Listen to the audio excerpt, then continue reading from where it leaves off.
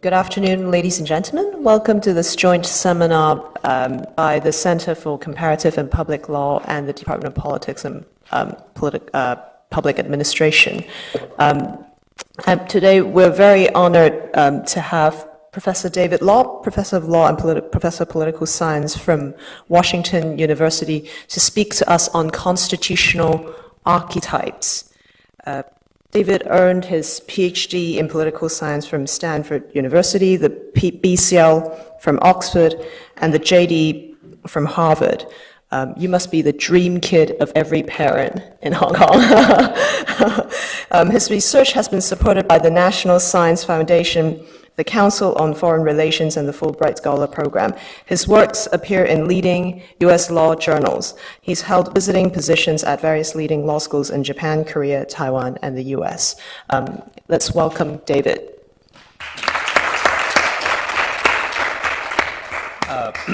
Thank you, Cora, for that very generous introduction, which I don't quite deserve. I'm sure it'd be news to my parents that I'm a dream child, but I'll let them know.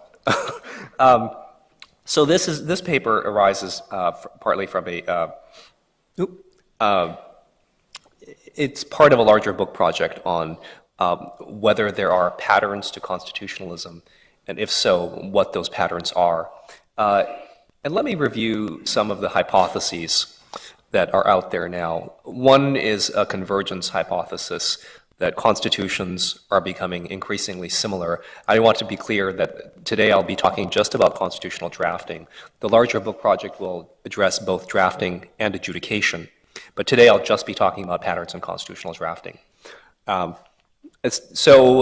people say, for example, that globalization and related factors may be promoting constitutional convergence, and there are certainly signs of convergence when we look at some aspects of constitutions. For example, most constitutions contain something like a Bill of Rights, and moreover, there is a fairly standard set of rights that appear in the vast majority of constitutions.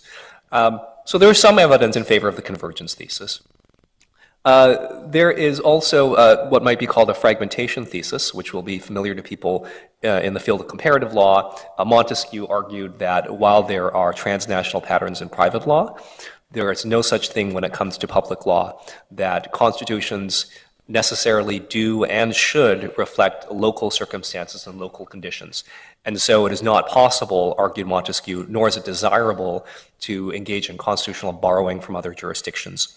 And so while there's a lot of literature on the possibility of convergence in private law scholars, generally, comparative law as a field has been very reluctant to make claims about convergence when it comes to constitutional law. Third hypothesis, I guess I would call the bricolage hypothesis. This is a term that is borrowed from Claude Lévi-Strauss, and it is a somewhat postmodern understanding of how constitutional drafting works. The idea here is that constitution makers mix and match from whatever parts are available. I'll say more about that in a moment. Günter Frankenberg is known for, he has a particular version of this theory called the IKEA theory, and Mark Tushnet has also described this approach. And finally, there is an idea which I think will be familiar to people from the comparative law literature, but not the comparative constitutional law literature. What's interesting is that there is a very sharp divide between the theories proposed in comparative law and the theories proposed in comparative constitutional law. The competing models view is that there are competing families or legal traditions, if you will, and the world can be broken down into. So, for example, the divide between civil law tradition and the common law tradition is a go-to of the comparative law literature. And it may well be the case that the same could be said of constitution making. However, that argument generally has not been made of constitution making. Again, if we look at the comparative law literature, the standard view is that it is impossible to generalize across constitutions for the reasons Montesquieu gave. Constitutions, public law, are necessarily rooted in their context. So what do I mean by the bricolage thesis? Some of you may recognize this. Anyone here recognize this? This is what is this? This is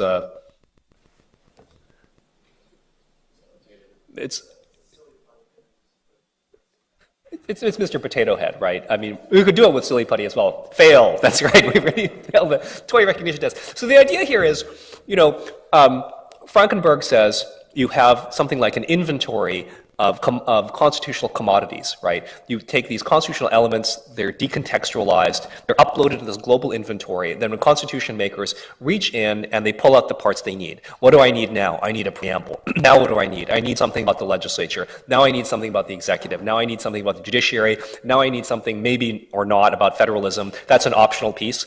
So I need a set of eyes, I need a nose, I need a mouth. Glasses for Mr. Potato Head are like federalism, you might or might put them on. You need some sort of amendment procedure.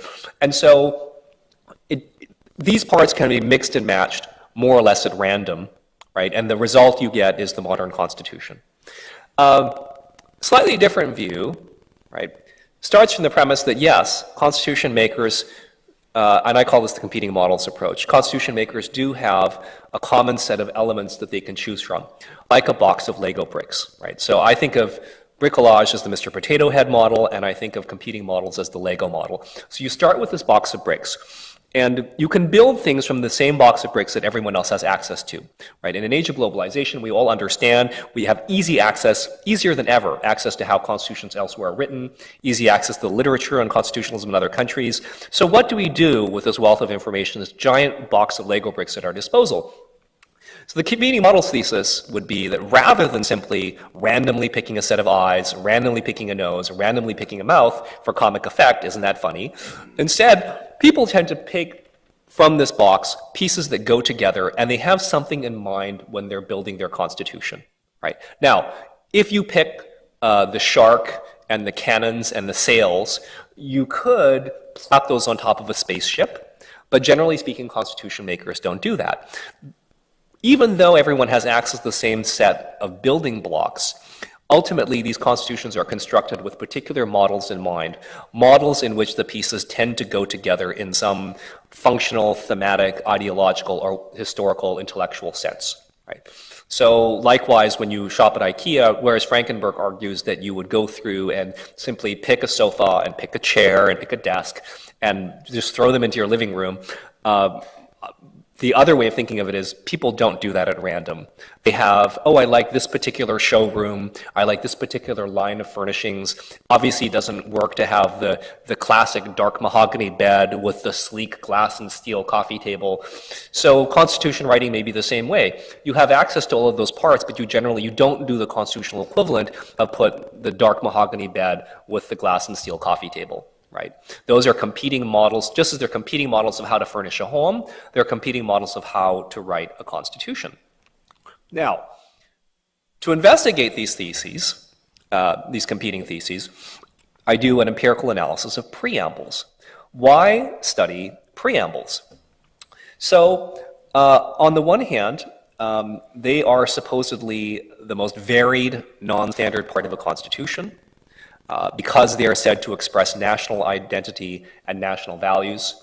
They are the part of the Constitution where framers can let their creative fancy fly free. They're unconstrained, often from considerations of judicial enforceability. And so you really get to write what you think, and you get to make something for your country, right? You're free from the burden of functional considerations. So therefore, preambles ought to pose an especially demanding test of the notion that constitutional drafting is standardized or formulaic. They should be very unique, very idiosyncratic. In previous work, I'd looked at bills of rights and concluded that there are two basic ways of writing a bill of rights. There's a liberal way and a statist way, and there's a way that's more comprehensive and there's a way that's less comprehensive. And the reaction of that scholarship has been, okay, but that's just bills of rights. There are other parts of the constitutions that are not as standardized. It's just bills of rights that are standardized. And my response to that has been, well, tell me what isn't standardized. And the response is preambles. Preambles are very varied and idiosyncratic. Okay, so let's look at preambles. The challenge has been accepted. Now, why are preambles difficult to study empirically? Because they are so varied, it is difficult to devise an appropriate coding scheme for turning them into quantitative data. Coding meaning a way of taking these texts and turning them into data that can be analyzed, making them numeric in a way. So, for example, if you're analyzing a Bill of Rights, you can quite easily say to yourself, well, does this Constitution contain a right of assembly? Does this Constitution contain a right of free speech? Does this Constitution contain a right to health care, a right to education, and so on and so forth? And you can argue over how those categories should be defined and how many there should be. But those are yes-no questions. Those can be reduced to a 0-1 format. And once you can reduce a document to a series of zeros and ones, or zeros, ones, and twos, then it's amenable to a range of empirical analytical techniques. The problem is that preambles are so varied that it's really hard to tell what kind of coding scheme, if any, would be appropriate. In order to know how to code preambles, you'd already have to know how to code preambles. More generally, it's hard to look for patterns across a large corpus of text, which is what we're doing, if we aren't even sure exactly what patterns we should be looking for. So when I say preambles are varied, I'm not asking you to take my word for it. Let's look at some examples. Example one, granted bias match, I've redacted parts to make it a little more challenging. So the game here, I'm going to give you 3 examples, and let's see if anyone can tell me what countries these are from. This is the preamble of country X. The 4th day of November 1, yada, yada, yada, formalistic stuff about amended in accordance with the law on diverse dates. This just year 1000, blah, blah, blah, and revised in accordance with the Law Consolidation Act, 31st day of December 1988. All right. Any guesses? Any guess about what kind of, can we narrow this down? Let's play animal, vegetable, mineral with this, right? So there are roughly 200 countries in the world. Let's start to narrow it down. What do we know about this country, probably, by looking at the preamble? Yeah, well, it feels British. It feels common law-ish, right? This is probably not Germany. It's probably not France. It's probably not North Korea. Probably not Iran, right? Probably not the People's Republic of China. Anything else? What else could we guess? Yeah, it feels like a constitutional monarchy. And does this feel like, given it's a constitutional monarchy, do we think this is a young country or an old country? Young constitution or old constitution? So, no, you can all write down your guesses, and I'll move on to example number 2. Give you time to write down your guesses. Example number 2 feels very different, and this begins to show why it's difficult to code preambles because they're so varied. In the course of their millennia-old history, the blank people working diligently, creatively, and fighting courageously to build their country and defend it have forged a tradition of unity, humanity, uprightness, perseverance, and dominance. Let's go down here. People of all nationalities, uninterrupted struggle, socialist countries, resounding exploits, campaigns emerged victorious, wars of aggression, colonialists, imperialists, liberated, reunified, fatherland, completion, national democratic revolution. This is a different kind of country, right? Anyone want to make some claims about what kind of country we're probably looking at? Are we looking at the same kind as country as example 1?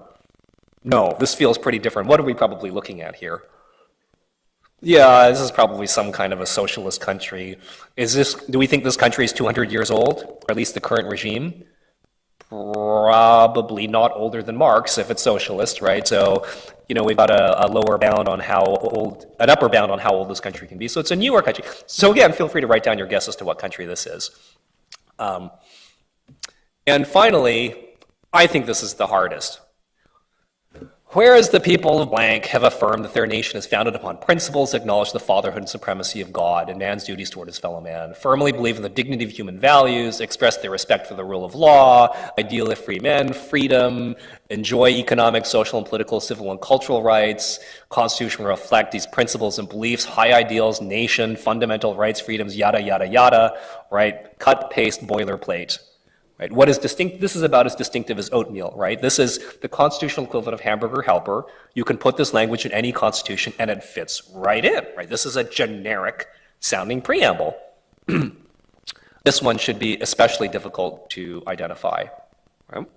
Any guesses as to what? Oh no, I blanked out my notes. This is the preamble to. Oh, I remember. Okay, good. So this was Tonga. Anyone have Tonga? No. Okay, that's fine. This was Vietnam. Anyone in Vietnam? Anybody have, so there are these smaller sort of island nation states, and a fairly small crew of people helped them with their constitutional consulting, including Yash Ghai, the previous holder of the YK Pao chair, did a fair amount of this kind of work. They don't have a lot of infrastructure for writing their own constitutions, and/or their constitutions are written with a lot of help of international consultants or even directly by the international community, and they copy extensively from each other.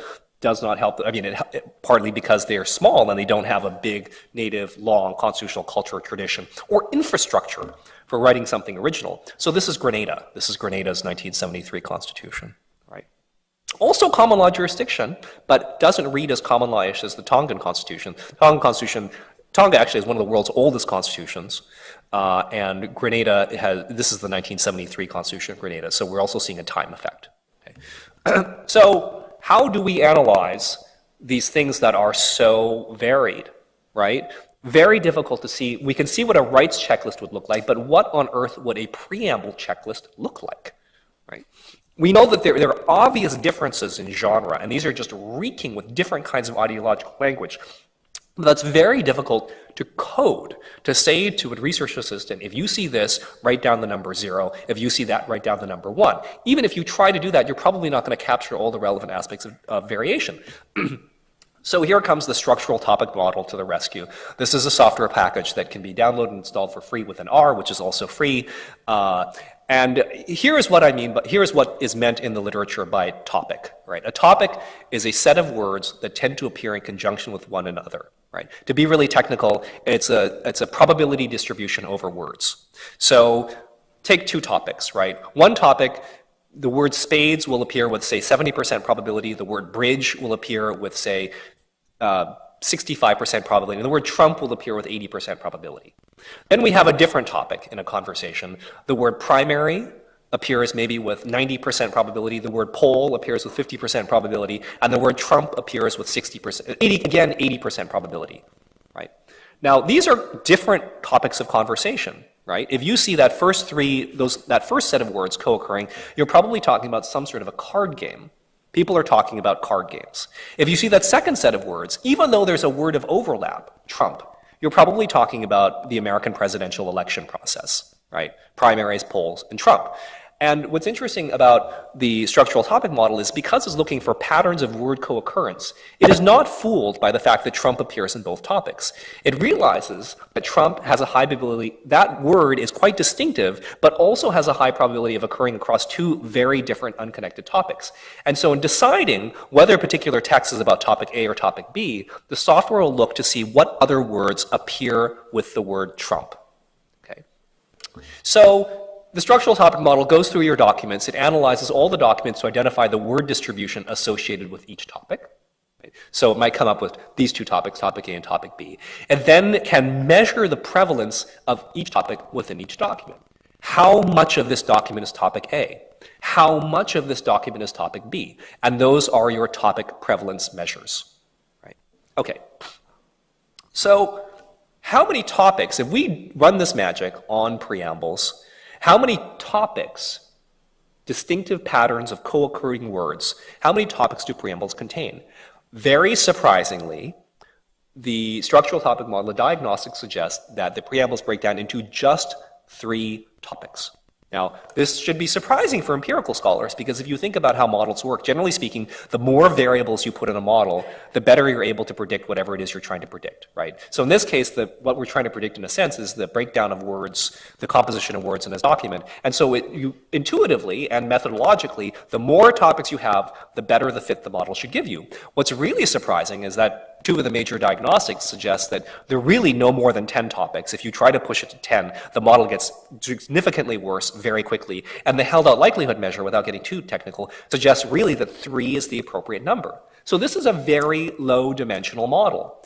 And the held out likelihood measure suggests that if you try to model preambles as a composition of more than 3 topics, the model just gets worse and worse. It does a worse job of explaining what you're seeing in the preambles. So the next question is, what are these topics? Right? Structural topic model, content analysis is not a substitute for interpretation.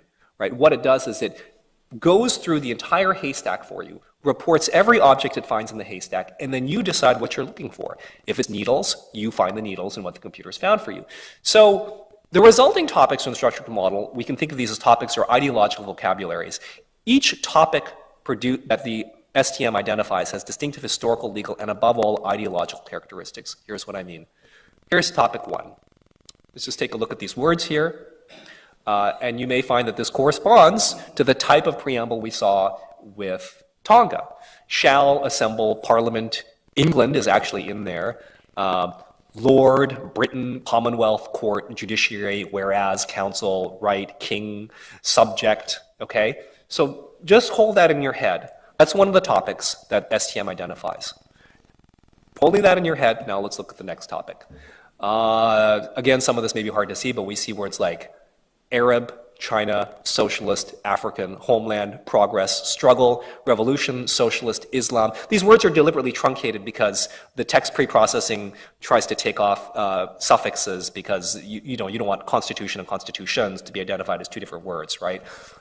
Different feel here, right?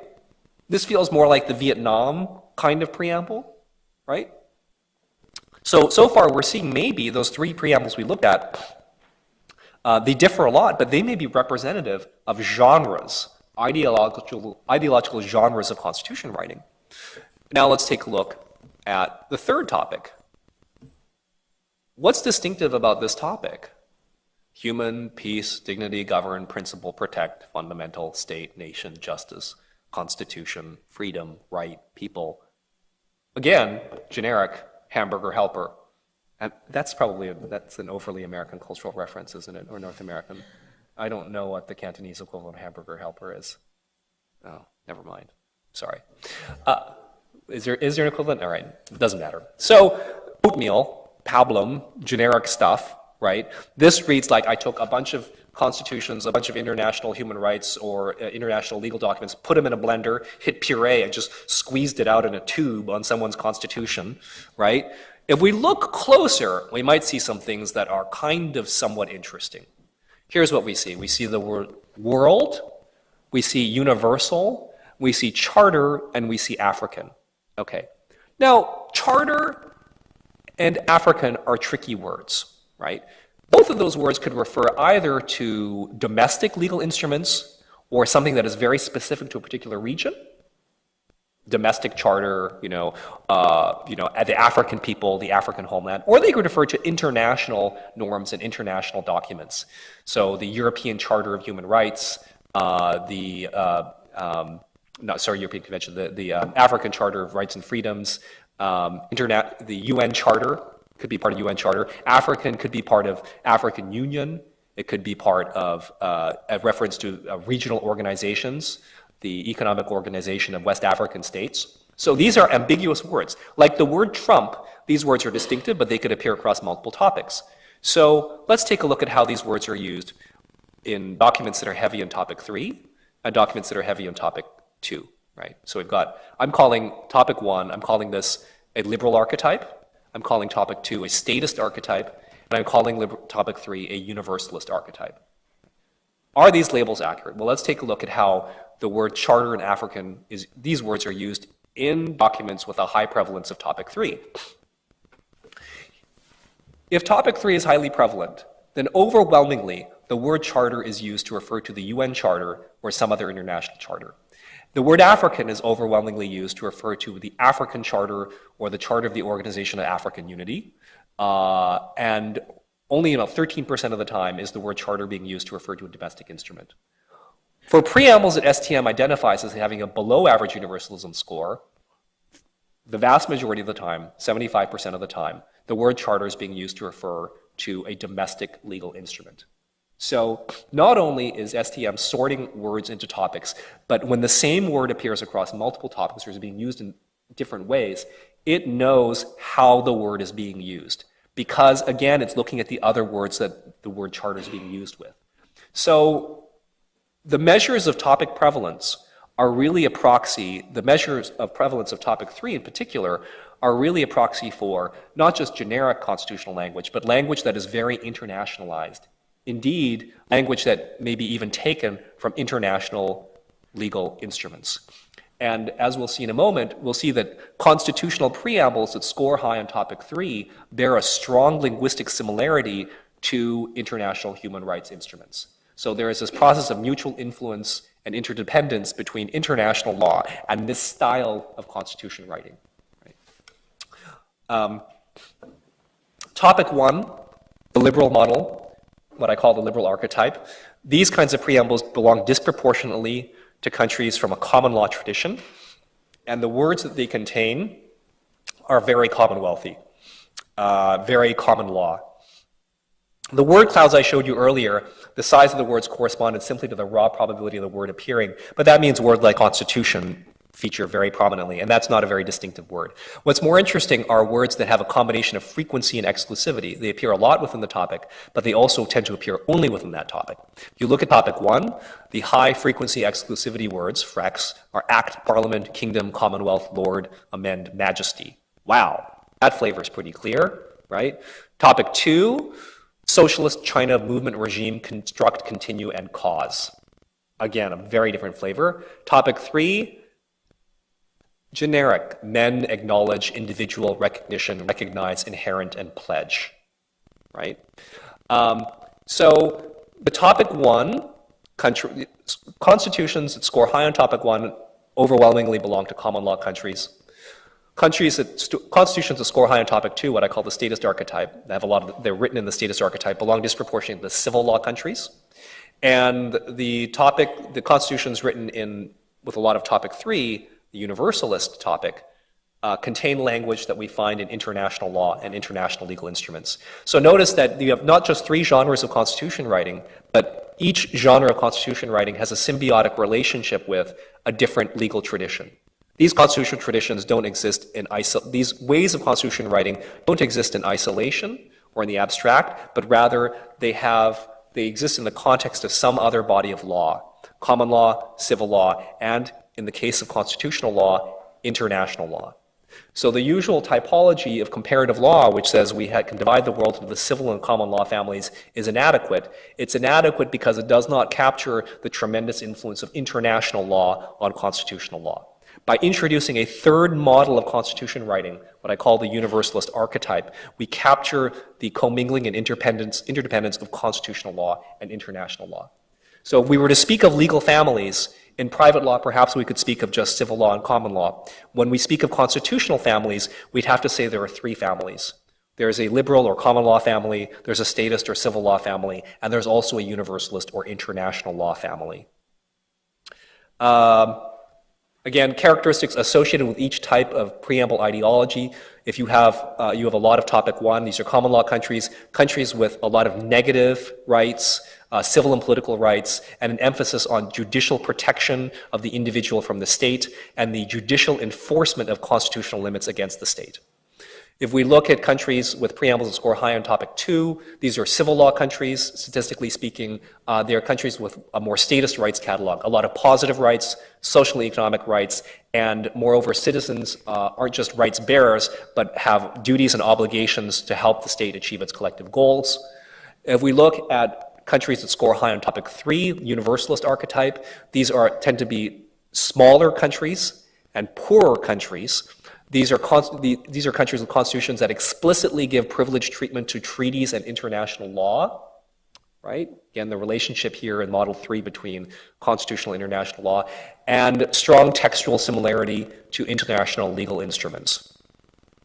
So in the full version of the paper, and these slides will be available, I understand, on the website. Here's a list of the 10 most liberal preambles: UK, Australia, Tonga, Brunei, New Zealand, Jordan, Canada, Liechtenstein, Thailand, and Samoa, overwhelmingly common law. And Liechtenstein's only in there because it's got a 1-sentence preamble. So the reliability of that, there's a high standard error on that particular estimate, right? Thailand is at least a monarchy. So these are common law and or monarchical countries, overwhelmingly, okay? Statist preambles, no surprises. China, North Korea, Vietnam, Cuba, Iran, Laos, Myanmar, Cape Verde, Timor-Leste, Sao Tome and Principe. So STM, what's interesting is, even if you're skeptical of whether this methodology can tell us anything real about the real world, it is doing a good job of sorting countries into categories that feel pretty real. These categories correspond to something. I mean, these category 2 countries are definitely different from the category 1 countries. And we can get at this through just the way in which they write their constitutional preambles. The preambles, even if the preamble is not the soul of the nation, and it's at least a window into the soul of the nation, it would seem.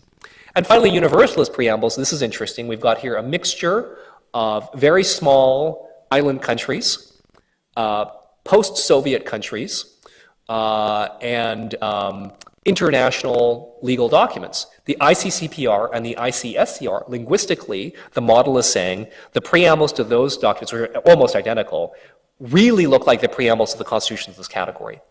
And if you think about, so you've got these small island countries, you've also got countries where the international community has played a direct or indirect role in reconstructing their constitution.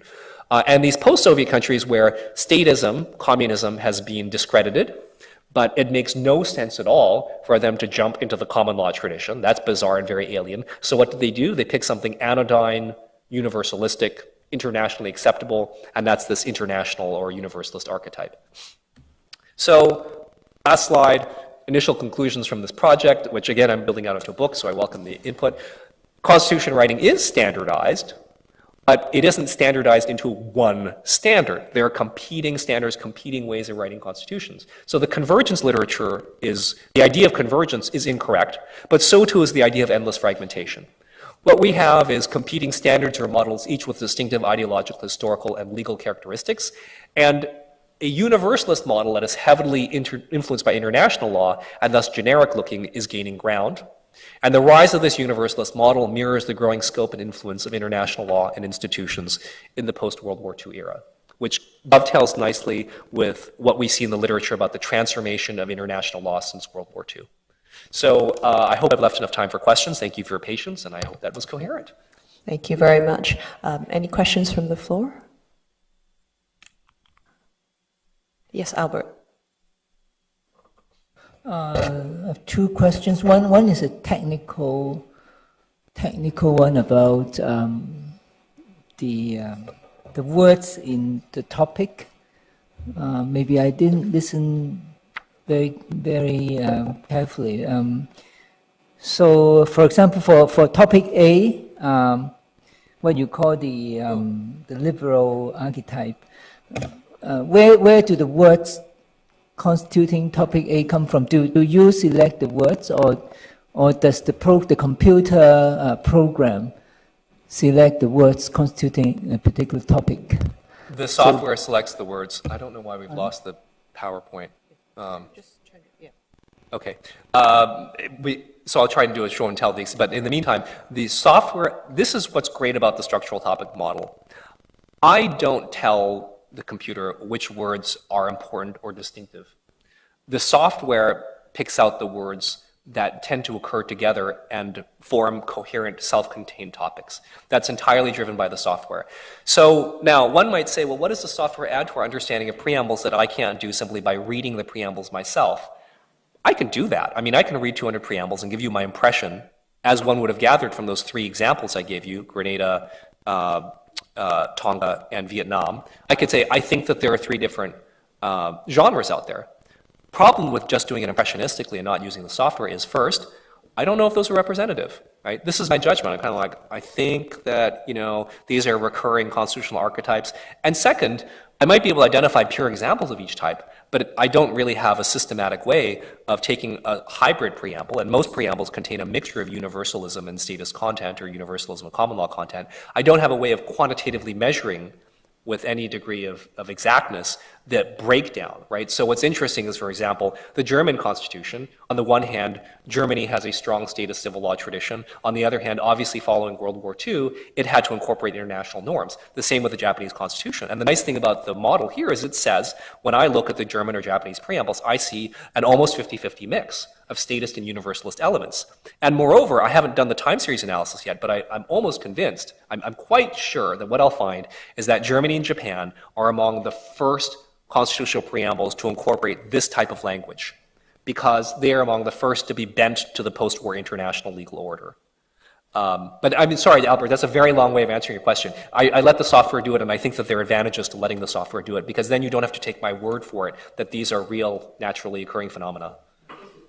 So do you mean that for each preamble, so do you mean that each preamble is one document for the purpose of the operation? Yes. And you only choose the number of topics, is that right? Yes, and I don't choose the number of topics at random either.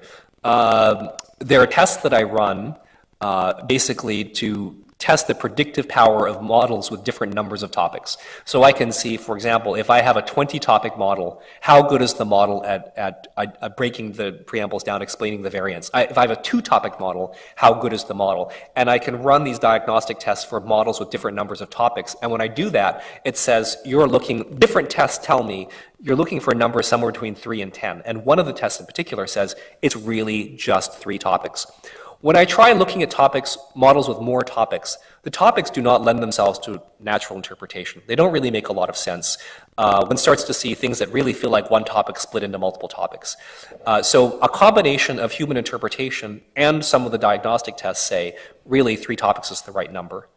So what you tell the program is that please analyze this document using 3 topics. That's right. And then the topics which you call A, B, and C come up. Yeah, or rather, I mean, just to be a little more precise, what I say is take all 200 preambles and analyze all 200 of them for their relative mix of A, B, and C, but give me measures that are specific to each document. And moreover, when the topics are being identified, the software pulls together all of the preambles, right, and tries to estimate across all of them what the right 3 topics should be. Oh, so the 3 topics A, B, and C, they are produced by the program going through all the preambles as if they were one document, is that right? Yeah, yes, that's right, more or less. Yes, and then for each document or each preamble, the program also analyzes how much percentage is devoted to each of the 3 topics. Right. Okay, thank you. So that's my technical question. Only one more question with substantive question about this civil law family. You say that topic 2, that is what you call the statist archetype, is associated with the civil law family. Statistically correlated, right. But from the list of the most statist preambles, it seems that many of the countries are the communist or socialist countries. So, so will there be some? What's the relationship between civil law and socialist or communist? For example, as you said, Germany or Japan or many European countries, they are civil law but not socialist or communist. So, if we were to go further down the list, we would see a lot of civil law countries, and we wouldn't see many common law countries. So that's one part of the answer. But the other part of the answer is that if you want to find specimens of constitutional preambles that are almost purely statist, they tend to be undemocratic regimes. And I think what's happening here is, if you are China or North Korea, Vietnam, one of the constitutional literature doesn't say much about this, but constitutions are really profoundly ideological. Constitution writing is a profoundly ideological act. And it is even more that, you are really trying to justify the existence and organization of the state to a wide range of audiences, both domestic and international. And people say, well, no, constitutions are about constraining this power of the state and organizing the state. They're not about explaining or rationalizing or justifying. But there are a lot of constitutions in the world that aren't really that effective in the sense that they aren't complied with. And in those cases, if the constitution serves any function at all, it is this expressive, ideological, rationalizing, justificatory function. So sham constitutions, what I could call them, are even more ideological in function than, say, the constitution of Germany or France, right? So to perform this justificatory function, they have to tell some sort of story that is acceptable to the audiences they're communicating with. Now, Portugal has a relatively statist constitution. It's not in the top 10, but it's one of the most statist.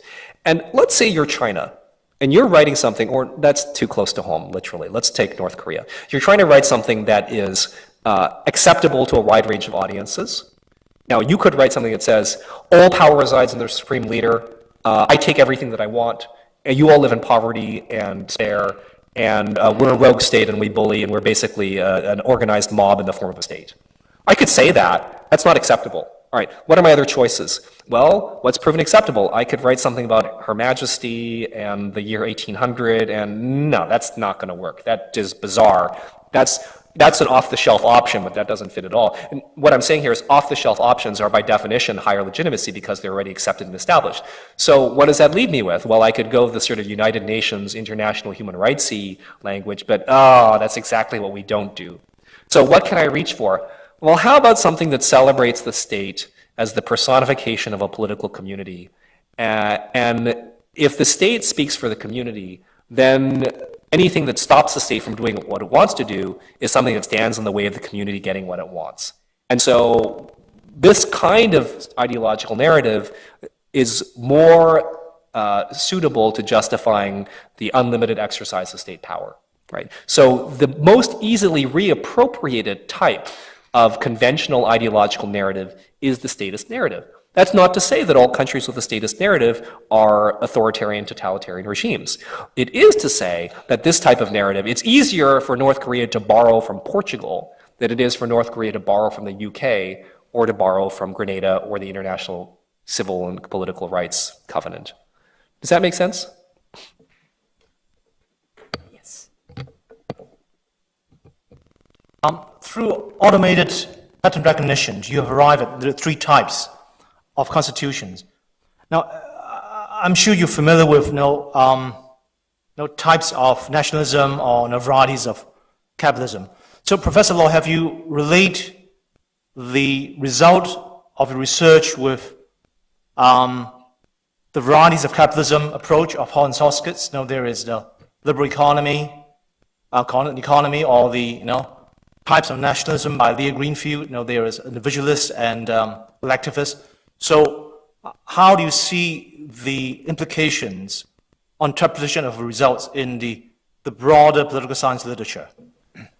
So I have not looked at varieties of capitalism, which could be an interesting thing to do. The closest that I've done is to look at strains of constitution writing among different types of authoritarian regimes. I've looked at, my co-author Neil and I looked at the difference in constitution writing between regimes that are authoritarian regimes that are monarchical, ones that are religious, ones that are organized around a party or a particular leader, and I'm missing one. Anyway, different types of authoritarian regimes. And it turns out that different types of authoritarian regimes employ different types of constitution writing strategies. But that's a completely separate project that doesn't use STM as a methodology. That's just hand coding of bills of rights. Eric and then Simon. Eric first. Yeah. Thank you, David, for your inspiring presentation. I've got one minor comment and one short question. I noticed that you included the UK in your analysis and you used the preamble of the Human Rights Act as the text to be studied, but since the UK has an uncodified constitution, you may want to include also the preambles of the Constitutional Reform Acts of 2005, the Constitutional Reform and Governance Act 2010, and also the European Communities Act 1972. Those are in there. Yeah, those are in there. Along with the Act of Settlement, Magna Carta, the Habeas Corpus Acts, Bills of Rights Acts. The UK preamble goes on for quite a long time.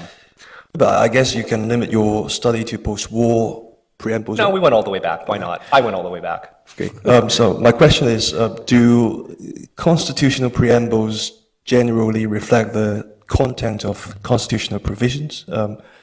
Perhaps you can spill some ink on the overall coherence of preamble and text from a comparative perspective, because yes. The Hong Kong Basic Law strikes me as an odd man out. It has a very statist preamble, but fairly liberal provisions. Yes, the Hong Kong, yes, that is right. The Hong Kong Basic Law is a thorn in my side because of the disjoint between the way in which the preamble is written and the way in which the codable parts, that you were absolutely right. And this is exactly, it is fair game to bring up this exception.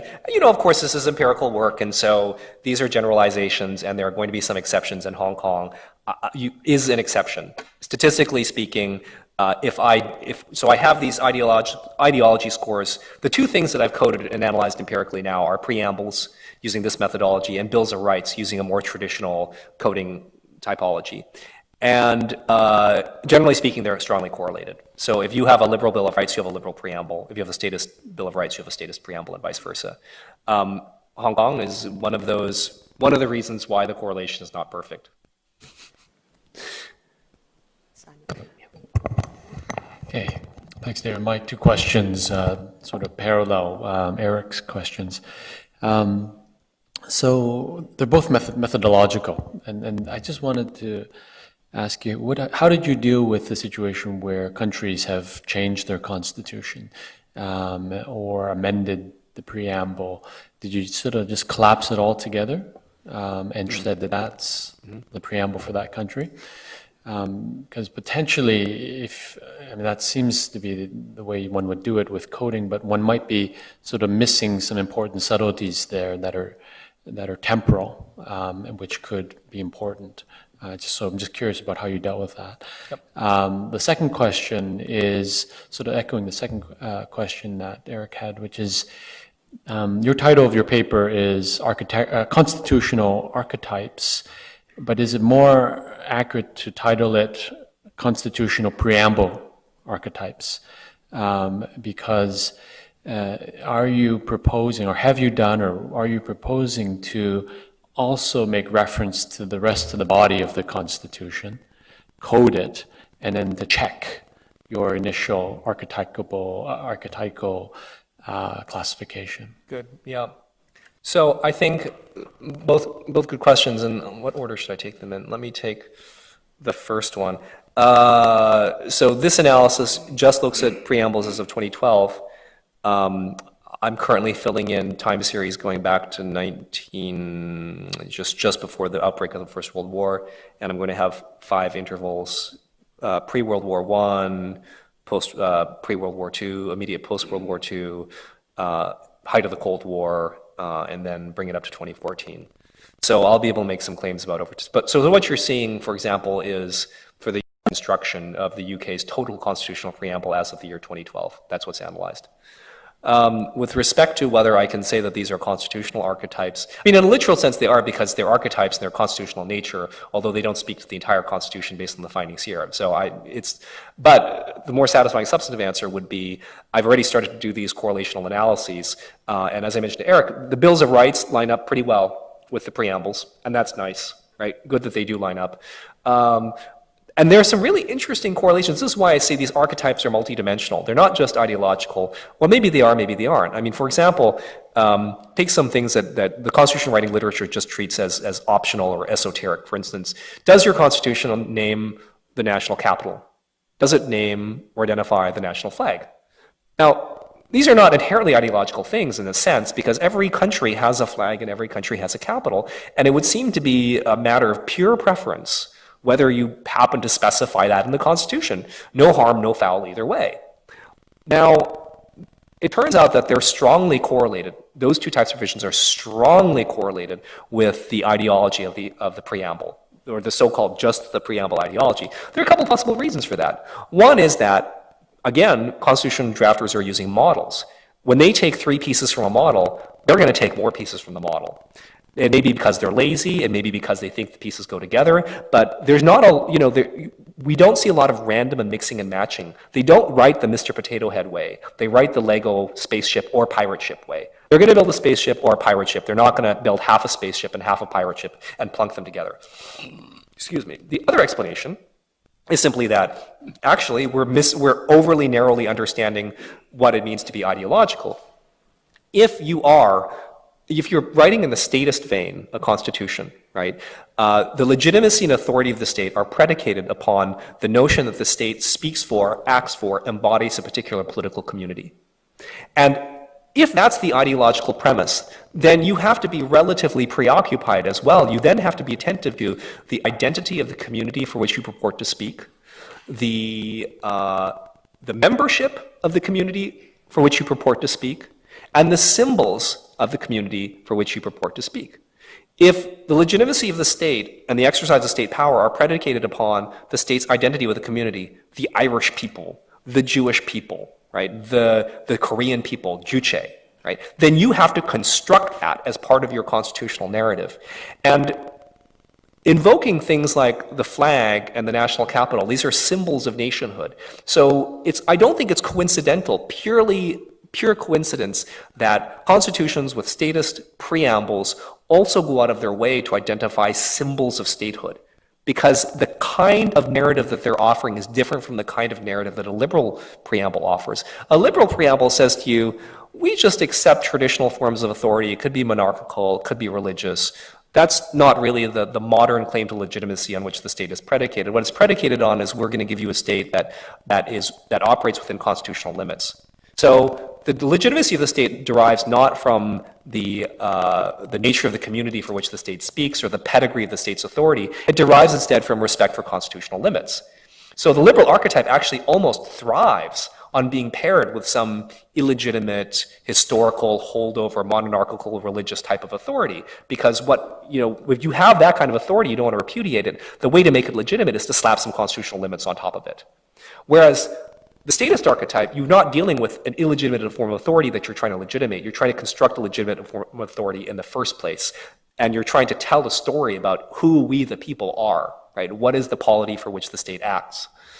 And I know that's a lot of theory speak, but that is all a very long way of saying that there are a lot of correlations between the quote-unquote archetype ideology and other choices throughout the Constitution. Some things aren't correlated, like federalism. There's no ideological correlation. I've looked, I can't find one, probably because there are strong functional reasons to be federal or not federal. Other things like legislative immunity turn out they are correlated. So too is presidential versus parliamentarism. So too is national flag, national anthem, national capital. Sorry, I took too long for that one. Jiangnan, and then, yeah.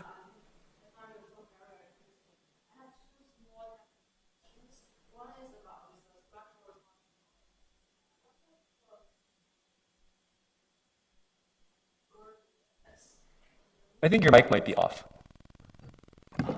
Okay, so the structural topic model, I wonder if there is a word limit to analyze, because constitutional preambles, that's pretty long, but for my research, like mainly I'm interested in online comments, usually those are very short, so I wonder if those are possible to be analyzed using this model. And another question is, I wonder if you do you worry about losing information during this language translation? Because I would assume that eventually you need to translate all those preambles into English, right, to analyze. So do you worry about losing some information in this process of translation?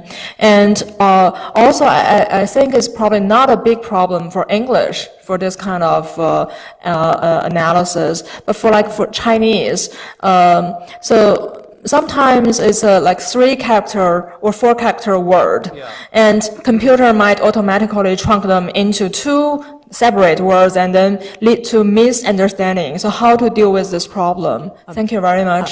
Thank you, Diana. I'm looking at the clock. I see that there are 2 more hands, Norbert, and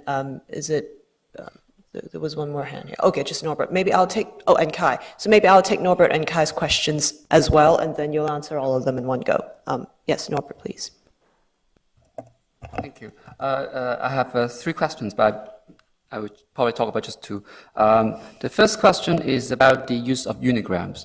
So in your analysis, you're using unigrams, but have you thought about using bigrams and trigrams to try to see whether the collocations lead to different topic analysis results as you change the way you define the tokens? So you differently tokenize yes. Sure. And then also, I'm wondering whether I'm not familiar with constitutional language, but this kind of work may call upon the use of different features that are particular to the language domain. For example, we talk about how to differentiate classical epics, whether they're based on true stories or pure imagination. And the way they do it is try to see the network structure of the characters in the epics. So apparently those that are based on true stories, the relationships between the characters present some kind of associative pattern in network structure. Whereas those that are based on imagination, they're fiction, they present a dissociative kind of network pattern. So that's particular to, of course, that kind of language domain. I wonder if the constitutional language may also present something like that, so as to assist your work going beyond just features of the texts. Another question is about the in the beginning of your presentation, you talk about the possibility of studying diffusion pattern dynamics from constitution to constitution. How does your current work inform us on that particular question, and whether we can look into is there a way for how would you approach that question given your future your plans to have a time series kind of a study of this? Thank you. Thank you. And finally, Kai. Thanks. I also have only 2 points. The first is a question of history. I think this touched on your idea about having a time series. I think that it would be very fascinating to see actually how the proportions of the statist, universalists actually changed over time. The second question is about wondering whether you can force STM. You can't. To just you force the model to give you 4 topics as a matter of trying to see whether there's a fantastic 4th archetype that actually comes out from the analysis. Maybe there's nothing, but even if there's nothing, it's a good placebo to show that 3 is sensible. Sure. I'll take those very quickly in reverse order. I did try to look at 5, 7, 10 topic models, and none of the other models had compelling topics that lent themselves to substantive interpretation. I totally agree with your argument. That's exactly why I'm collecting the time series data. I already think I'm going to see universalism march upward. I don't see how it could be otherwise. Norbert, unigrams, bigrams, trigrams, haven't tried them. I'm actually waiting on KMI at Princeton to finish the algorithms he's working on, which will relax the bag of word assumptions altogether, so then I don't have to assume a bigram or a trigram or a unigram structure in the data. Not sure I'm very interested to hear more from you at some other venue about this idea of language domains and language structures are specific to particular domains. This is an entirely new concept to me. I'd love to hear more about the diffusion dynamics. That's what I think that I'm studying, but causal claims are almost impossible to make. And you know what kind of data we're working with, right? And then Zhongnan, let's see, the word limit. No, you can analyze much longer documents. It's just a more complicated multi-step procedure where you can't put them all in a spreadsheet. It's just a minor thing. Well, for me, it's major, but for someone who knows what they're doing, it's a minor problem. The other languages, the Chinese issue, that's a problem. And again, this is a question of combination of computing power and algorithmic development. I mean, we're a year or 2 away from the point where we no longer have to make this isolated. The bag of words assumption is the assumption that the word order doesn't matter, and you can rearrange characters at random and they don't form units, which is problematic, of course, with Chinese for the reasons you point out.